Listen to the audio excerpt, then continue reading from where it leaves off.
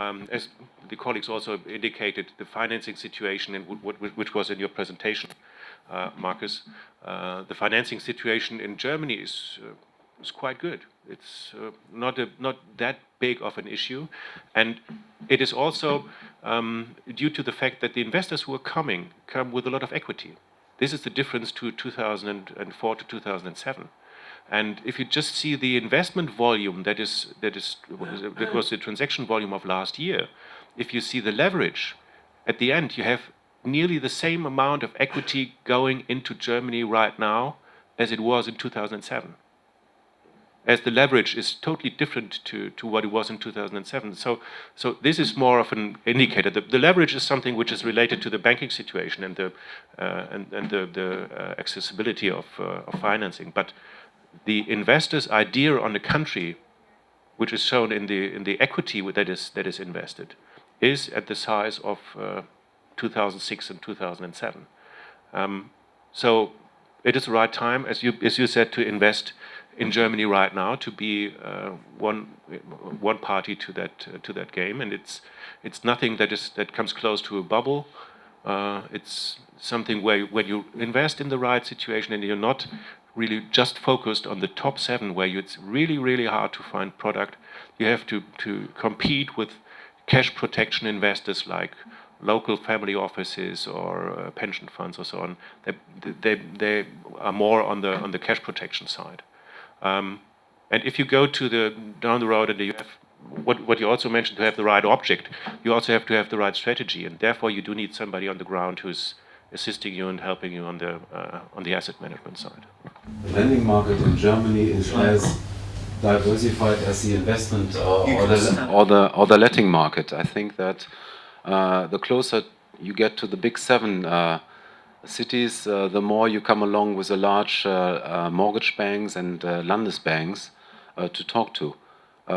If you go into regional cities, I think then you have also the possibility to talk to the small saving banks, which are open for business. So there again, you have a very decentralized also lending market, which is very liquid at the moment for 2 reasons. First of all, the smaller saving banks have a lot of liabilities to deploy, because they have a liability side which is particularly strong. The larger banks also are more often prepared to go even into large underwritings,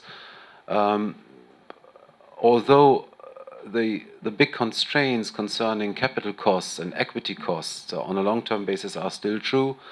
I think what we have seen in the past 12 months is that bank portfolios are significantly decreasing because the investment in real estate, in particular by equity investors, leads to the fact that a lot of deals that have been on bank books are bought out by equity investors who do not seek financing behind.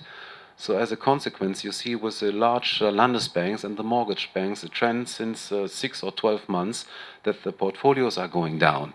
And those portfolio decrease has to be refilled with new business.